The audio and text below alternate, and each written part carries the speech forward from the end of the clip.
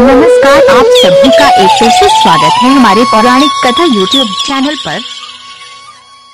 प्रेम लक्षणा भक्ति प्रेम का उत्कृष्ट स्वरूप वेदांतियों की एक बड़ी उलझन है कि माया दिखलाई पड़ती है और है नहीं, क्योंकि जो नहीं वो और दिखाई पड़े उसी का नाम माया और सपना है, और ब्रह्म जो दिखलाई नहीं पड़ता है लेकिन है और उसी को ढककर माया का सपना चल रहा है। तो वेदांतियों के सामने बड़ी कठिनाई है कि जब परमात्मा ही स्वयं को ढके जा रहा है और माया की उपाधि में ग्रसित हो रहा है तो हम उसे छोड़ेंगे कैसे। लेकिन महामती इस गुत्थी को सुलझा लेते हैं। दार्शनिक जिसे नहीं सुलझा पाते भक्त से सुलझा लेते हैं। वे कहते हैं, जब परमात्मा स्वयं ही अपनी माया का उत्सव खड़ा कर लीला कर रहा है तो इनमें हमारा क्या वश। जब उसकी ही इच्छा है तो उसकी इच्छा ठीक है। वह नित्य रच रच कर अपनी रचना को देखता है, इसलिए उसकी मर्जी महामती का मार्ग है। जीवन के इस परम सूत्र को उन्होंने हुक्म कहा है, उसकी इच्छा उसकी प्रेरणा। यह तरीका कृष्ण ने गीता में बतलाया है कि जो सब भूतों में मुझे ही जानते हैं वह अंधकार में भी मुझे जानते हैं। यह प्रार्थना अधूरी है कि हमें अंधकार से प्रकाश की ओर ले चलो, मृत्यु अमृत को ओर ले चलो, दुख से सुख की ओर ले चलो। संपूर्ण प्रार्थना तो ऐसी होगी कि अंधकार में भी प्रभु तू मुझे दिखाई दे, दुख में भी मुझे दिखाई दे। यह मान पहली प्रार्थना से ज्यादा गहरी है, क्योंकि इसमें पूर्ण को दो हिस्सों में तोड़ा नहीं गया है। एक स्त्री का हाथ सुंदर दिखता है, काट कर घर ले आइए, असुंदर दिखाई देने लगेगा, क्योंकि उसकी सुंदरता शरीर की पूर्णता में है, पृथक नहीं। यह पूरा जीवन, यह पूरा विराट सुंदर रचना है, परमात्मा की रचना है। लेकिन इसके खंड खंड कर देखने से इसका सारा सौंदर्य चला जाएगा। कृष्ण कहते हैं, जिस दिन कोई सब भूतों में मुझे देखेगा उस दिन उसकी चेतना नए आयाम में प्रवेश करेगी, उसके लिए फिर कुछ भी विरीत नहीं रह जाएगा। कृष्ण के कथन की मेरा भक्त निरंतर मेरा चिंतन करता है का अर्थ क्या हुआ, क्योंकि व्यक्ति जिस कार्य को करेगा उसका चिंतन तो उस वक्त करना जरूरी ही होगा। पुस्तक पढ़ने में, युद्ध करने में, दुकानदारी करने में चित्त तो काम धंधे में लगेगा। फिर अर्जुन को कृष्ण ने निरंतर चिंतन की बात कैसे कही। कृष्ण ने स्वयं ही इसका स्पष्टीकरण भी किया है। अव्यभिचारिणी भक्ति योगिन सेव में, अर्थात यह निरंतर चिंतन उसी प्रकार संभव है जिस प्रकार पतिव्रता स्त्री समस्त कार्यों को करते हुए भी अपने स्वामी की पत्नीत्व का बोध सदैव अपने भीतर जागृत रखती है। राजकुमार जितना भी कुछ व्यवहार करता है वह अपने राजस्व का सदैव भान रखकर ही करता है। निरंतर चिंतन का अर्थ यही है कि भक्त जैसा कुछ भी व्यवहार करता है वह अपने भीतर सदैव यह भान बनाए रखे कि यह सृष्टि परमात्मा की अर्थात उसके स्वामी को लीला है। जो भी परिस्थितियां उसके सामने आती हैं, उन सभी में उसे अपने स्वामी की इच्छा दिखलाई देती है। जब इस तरह भक्त अपने जीवन की समस्त धारा में परमात्मा की इच्छा का ही उल्लास देखने लगे हैं, तब फिर उसे प्रभु का किसी विशेष समय स्मरण करने की जरूरत नहीं रह जाती। समस्त कार्यों के बीच प्रभु इच्छा इस तरह पिरो जाती है जैसे माला के दानों के बीच धागा पिरोया हो। दिखाई भी नहीं पड़ता। वह पतिव्रता प्रेम में प्रभु इच्छा का स्मरण सारे कामों के भीतर प्रवेश कर जीवन की एक माला बन जाता है। धार्मिक व्यक्ति अपने से इतना असंतुष्ट होता है कि वह अपने अस्तित्व के गहनतम प्रवेश में उतरता ही चला जाता है। यदि व्यक्ति इतना छिछला है कि जरा सी बात में उसके भीतर तूफान उठने लगे, जरा सा अपमान की आग बबूला हो जाए, जरा सा देख वह विह्वल हो पड़े, तो समझना कि अभी उसने भीतर की गहराई में प्रवेश ही नहीं किया। कोई एक छोटा सा पत्थर फेंक दे और पानी में झंझावात पैदा हो जाए तो स्पष्ट है कि वह पानी गहरे सागर का नहीं। इसलिए महामती के अनुसार भक्ति का अर्थ है समग्र भाव से हाँ। संसार के हर विघ्न को देखकर न कहने की हमारी आकांक्षा होती है, लेकिन भक्त केवल हाँ में ही जीता है, नहीं में उसे अहंकार की अकड़ साफ दिखाई देती है और परमात्मा के प्रति विश्वास का अभाव झलकता है। यदि भक्ति के मार्ग पर हमें चलता है तो क्रम से निर्भर होकर जीना सीखना होगा। हम पहले 24 घंटे के लिए परमात्मा पर भरोसा कर अनन्य श्रद्धा से प्रयोग करें। 24 घंटे में वह जो कराएगा करेंगे, जो सामने भेजेगा उसे हाँ कहकर स्वीकार करेंगे। 24 घंटे में ही लगेगा कि हम किसी और जगत का स्वाद ले आए, क्योंकि हमारी बेचैनियां और अशांतियां मैं समस्या हल करूंगा इससे पैदा होती हैं। जैसे ही हमने कहा कि मेरा कोई चुनाव नहीं, कि परमात्मा का सतत स्मरण होने लगा, परमात्मा में जीना हमने सीख लिया। जो लोग माला लेकर दिन भर मंत्र जप करते हैं वह बड़ा परिश्रम का कार्य दिखाई देता है। जब परमात्मा की दी हुई वस्तु हमें स्वीकार हो गई तो हर क्षण परमात्मा का स्मरण हो गया, क्योंकि हर क्षण कुछ न कुछ ऐसा घटित ही होने वाला है जो हमें रुचिकर नहीं लगता। इसलिए उसका विरोध कर यदि हम नाग जप का परिश्रम कर रहे हैं तो वह यांत्रिक ही बनेगा। यदि जो हो रहा है उसमें परमात्मा को न देखकर पत्थरों और पेड़ों में देखने का अभ्यास कर रहे हैं तो हम केवल व्यर्थ का परिश्रम कर रहे हैं। और जिसमें श्रम करना पड़ता है वो सतत नहीं हो सकता, क्योंकि श्रम से तो हम थकेंगे, फिर जो कर रहे हैं उससे छुट्टी मांगेंगे। भक्त का सतत भजन उसके होने का एक ढंग है, फिर परमात्मा उससे कहीं दूर नहीं होता। एक मैं जाने प्रेम आवासी, विरह के वचनों गाय, सो गाय विरहा न आया, प्रेम पड़या बीच चतुराय। इसलिए प्राणनाथ जी ने नवधा भक्ति की बात नहीं की। उन्होंने नवधा भक्ति का पूजा पाठ, वंदना, अर्चना सबकी निसारता कर ली। इससे कभी कोई असली भक्ति का रस अपने भीतर पैदा नहीं कर पाता। खूब विरहा गाकर भी देख लिया, खूब जोर जोर से कीर्तन करके भी देख लिया, प्रेम चतुराई की ओर बढ़ता है। दूसरे को अपनी गलाबाजी, अपना दर्द दिखाने की इच्छा होती है और साधना में दूसरे का ख्याल ही सबसे बड़ी बाधा है। सच्चा प्रेम केवल एक तरीके से ही जन्म ले सकता है, यदि हम उसे छिपाना सीख लें। स्त्री जब किसी से प्रेम करती है तो इसी तरह और पुरुष अपने प्रेम को सारी दुनिया को दिखा देना चाहता है। इतिहास में न जाने कितना संहार हुआ है जब भी राजाओं ने अपने प्रेम के प्रदर्शन की कोशिश की है। प्रदर्शन भाव पुरुष का है। यदि स्त्री में भी प्रेम के प्रदर्शन का भाव पैदा हो रहा है तो ऐसा ही समझना कि उसमें स्त्री चित कम, पुरुष चित अधिक है। स्त्री और पुरुष शरीर से जिस प्रकार दो भिन्न वर्ग दिखते हैं, उसी प्रकार भीतर पित में भी अलग अलग है। स्त्री चित्त के जो गुण है वे मनुष्य के संघर्षमय जीवन में दुर्गुण होंगे। पुरुष चित्त के जो गुण है स्त्री चित्त के लिए भी दुर्गुण सिद्ध होंगे। किसी ने कहा भी है कि यदि पुरुष के गुण स्त्री धारण कर ले तो स्त्री कुलता हो जाती है, और यदि स्त्री के गुण पुरुष धारण कर ले तो देवता बन जाता है। देवता बनने का अर्थ हुआ कि व्यक्ति संसारी न रहकर साधक बन गया, क्योंकि संसार संघर्ष के लिए तो स्त्री चित्त के गुण दुर्गुण ही सिद्ध होंगे। समर्पण स्त्री चित्त का गुण है। पत्नी पति के हर रूप को स्वीकार कर लेती है, उसका अपना कोई चुनाव नहीं रहा। पति जितना कुछ भी कमा कर लाता है उसमें वह परिवार का जीवन बसर कर लेती है। पति गांव में है तो वह भी गांव वाली, और पति शहर में डॉक्टर है तो वह डॉक्टरानी, उसका अपना कोई अस्तित्व नहीं।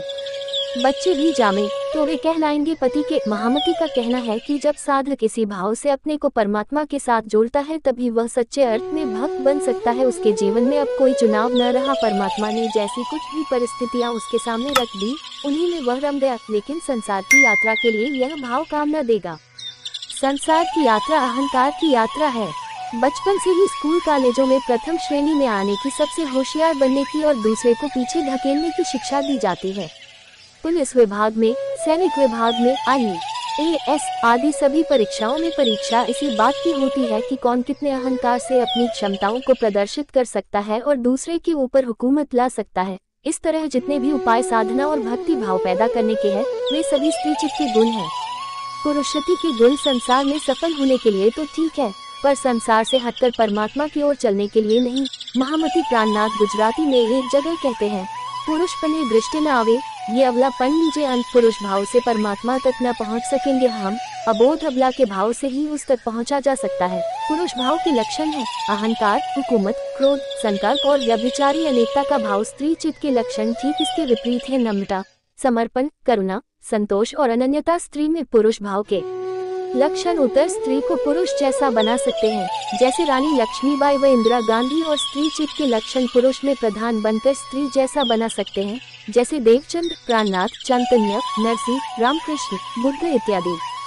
चैतन्य को नाचते हुए देखकर मीरा से उनमें कुछ भी भेद नहीं लगता। देह केवल पुरुष की है, अंतर्मन बिल्कुल स्त्री का है। एक दीन लो या दुनिया, दोनों न पाए एक, और दुनिया अपनी बानाई से लेना चाहे दो। थोड़े दिन हुए, एक अमेरिका की महिला ईरान में देशाटन के लिए आई। वो एक होटल से उठकर आगे बढ़ो तो वहाँ बैठे 4 बदमाश उसके पीछे लग गए। एक निर्जन स्थान में उसके साथ बलात्कार कर दिया। उस महिला ने पुलिस में शिकायत की। पुलिस ने उस होटल मालिक की सहायता से बदमाशों को इधर निकाला। दूसरे दिन अदालत में मामला आया। महिला ने अपने पक्ष के सरकारी वकील से पूछा कि इन 4 बदमाशों को क्या दंड दिया जाएगा। बने कहा, इस मुस्लिम देश के कानून बहुत हैं, जैसे ही आप उन्हें पहचान लेगी सबको दूसरे दिन प्राण दे दिया जाएगा। महिला भीतर से यह सुनकर बेचैन हो उठी। उसने सोचा, इस क्षुद्र शरीर के कारण 4 व्यक्ति मौत के घाट उतारे जाऊं, यह तो न्याय नहीं। अदालत में उसने अपना वक्तव्य बदल दिया कि इन लोगों ने केवल छेड़छाड़ की थी। गुस्से में उसने बलात्कार की शिकायत लिखवा दी। 4 गिर पड़े महिला के चरणों में। उन्हें विश्वास ही नहीं हो पा रहा था कि इतने जघन्य अपराध के बाद भी उन्हें कोई भीतर से इस करुणा के साथ देख सकता है। यह है स्त्री चित्त की करुणा। पुरुष चित्त में इसका जन्म मुश्किल है। पुरुष चित्त का क्रोध बदला ही लेकर रहेगा। संसारी जीव और कर्ता भी क्या है सारे जीवन भर। पुरुष चित्त में जैसे करुणा मुश्किल है, वैसे संतोष पुरुष वित्त संकल्पी और लोभी होता है। कितना भी बड़ा राज्य हो, कितनी बड़ी संपदा हो, उसका चित्त कभी तृप्त नहीं हो पाता। उसे हर समय और अधिक चाहिए। संसार का भौतिक विकास इसी चित्त से होता है। विज्ञान की सारी खोजें ऐसे ही चित्त का परिणाम है। लेकिन स्थूल चित्त ठीक इसके विपरीत बड़ा ही संतोषी होता है। उसे चंद्रमा की दौड़ पसंद नहीं। उसका बच्चा प्रसन्न है तो वह प्रसन्न है, पति खुश है तो वह भी खुश। उसकी उत्सुकता पड़ोस में कौन मेहमान आए है, इसमें ज्यादा है। अखबारी खबरों में बहुत कम तनी उच्च शिक्षित महिलाएं मिलेंगी, किंतु शायद ही उनमें से कोई अखबार पूरी तरह पढ़ती हो। घर में आता भी है तो पुरुष ही उन्हें वांचते हैं। यही भक्त के जीवन की स्थिति है। वो परम संतोष में जीता है। जिसके लिए संसार में अभी बहुत कुछ करने को बाकी है, वह भक्त नहीं बन सकता। भक्त कुछ करता नहीं, हाँ, उसकी मौजूदगी में बहुत कुछ हो सकता है। उसका श्रेय भी वह नहीं लेगा। सब प्रभु की इच्छा से हो रहा है, ऐसा उसे हर क्षण अनुभव होगा। जिधर भी उसकी दृष्टि जाएगी वह करुणामय ही होगी। यदि अन्याय के विरोध में भी वह खड़ा है तो विरोध बाहर बाहर होगा। कृष्णा भीतर भीतर महामती प्राणनाथ का औरंगजेब के विरुद्ध सारा अभियान करुणा के साथ है। विरोधी में यदि प्रभु का हाथ न दिखा तो भक्ति अधूरी ही रह गई। विरोध और संघर्ष हर नाटक का अनिवार्य हिस्सा होता है, यह हमें स्पष्ट हो ही जाना चाहिए। सृष्टि के रहस्यों को हम तभी समझ पाएंगे। पुरुष चित्त का मार्ग है हुकूमत करने का, स्त्री चित्त का मार्ग है सेवा। यही कारण है कि सभी संतों ने सेवा की बात बार बार की है। किंतु सेवा एक भाव है, कोई प्रदर्शन का कृत्य नहीं। लोग जूतों की सेवा लेकर समझते हैं पूरा सेवा भाव सद गया। लेकिन अभी जरा सी बात हो जाए तो तुरंत तलवार बंदूकें लेकर पशुओं की तरह टूट पड़ेंगे। यह तो हुकूमत का ही भाव रहा, सेवा भाव का स्पर्श भी नहीं हुआ हृदय के भीतर। असल में साधना की बात समझ पाना बड़ा मुश्किल काम है। कुछ भी नियम की बात की जाए, कोई भी लक्षण गिनाए, आदमी का मन इतना बेईमान है कि कार से वह सब प्रदर्शित करने की कोशिश में लग जाएगा। जबकि व्यक्ति को बदलना है भीतर से। पुरुष चित्त का एक रोग और भी है, वो है उसका अनेकता के प्रति चाव। एक से वह कभी संतुष्ट नहीं हो पाना। बहुविवाह पुरुषों में ही हो रहे हैं। स्त्री हो केवल एक की होकर रह सकती है। उसका प्रेम कमल एक के प्रति ही पूरी तरह मिलता है। यदि दूसरों की चाह किसी में दिखलाई दे तो जरूर ही वह स्त्री पुरुष चित्त वाली होगी। प्रेम लक्षणा भक्ति स्त्री वित्त के इन गुणों के उत्तने ही सचती है। जिनमें स्त्री भाव के ये गुण न हो तो ऐसा ही समझे कि वे केवल एक शब्द को पकड़े हैं। ऐसे अर्थहीन शब्द चली हुई कारतूसों की तरह होते हैं। उनसे केवल बच्चे ही खेल सकते हैं, वे किसी शिकारी के काम नहीं आ सकते। प्रेम लक्षणा की बात की और व्यवहार में द्वेष लक्षणा, निंदा लक्षणा और अहंकार लक्षणा ही दिखलाई दी तो भक्ति की बात हम समझे ही नहीं। माचर्य का रस पैदा हो जाए और स्त्री चित्त गुणों का उत्कर्ष न हो, ऐसा असंभव है। गीता, भागवत आदि शास्त्रों में कई जगह उल्लेख आया है कि परमात्मा को रिझाना ऐसा ही है जैसे स्त्री के लिए अपने पति को रिझाना। इसी प्रकार नारद भक्ति सूत्र में भी कांता भाव शब्द का उपयोग हुआ है। मतलब साफ है, यदि भक्ति सीखनी है तो स्त्री के प्रेम करने के तरीके से सीखना होगा। साधारण पूजा पाठ की भक्ति सकौम भक्ति है। सकौम भक्त परमात्मा से सदैव कुछ न कुछ मांगता ही रहता है। संतोष का स्वाद उसे अभी मिला ही नहीं। जिस दिन संतोष उसके जीवन में उतर आएगा, उस दिन से उसकी सकौम भक्ति निष्काम भक्ति बन जाएगी। निष्काम भक्त के मन में लेशमात्र भी यह भाव नहीं उठता कि वह अपना कोई कार्य परमात्मा से करवाए। उसका परमात्मा के प्रति शरणागति का भाव अटूट हो जाता है। हर क्षण वह उसी भाव में जीता है। फिर निष्काम भाव जमा जुड़ जाता है तो भक्ति अपने चरम उत्कर्ष को लेती है। भक्त प्रभु का प्रेमी बन जाता है और उसी भाव में डूब जाता है जिसे किसी समय गोपियों ने कृष्णा के प्रति समृद्ध किया था। शुरू में भाव केवल एक स्थिति मात्र रहता है, फिर यह मनस्पति स्थायी भाव का रूप लेती है और चित्त को स्निग्ध बनाने वाली भक्ति का उदय होता है। परमात्मा के आत्मनिवेदन भाव के 2 वर्ष रहेगा। उत्तरोत्तर वृद्धि होने पर वह प्रेमा भाव बनता है जिसमें साधक में पुलक प्रेमा और विरह की दशा उत्पन्न होती है। प्रेमा अनुरक्ति प्रगाढ़ होने पर महाभाव की चरम सीमा को भक्त उपलब्ध होता है। यह इंद्रियातीत परास्थिति है जिसे प्राप्त कर भक्त समाधिस्थ हो परमात्मा की लीला में आत्मक्रीड़ा करता है। वह उनका अंतर बन जाता है और दुख भी उसे सुख बनकर अनुभूत होता है। बोलो श्री प्राणनाथ प्यारे की जय। बोलो धाम धनी राजश्यामा जी की जय।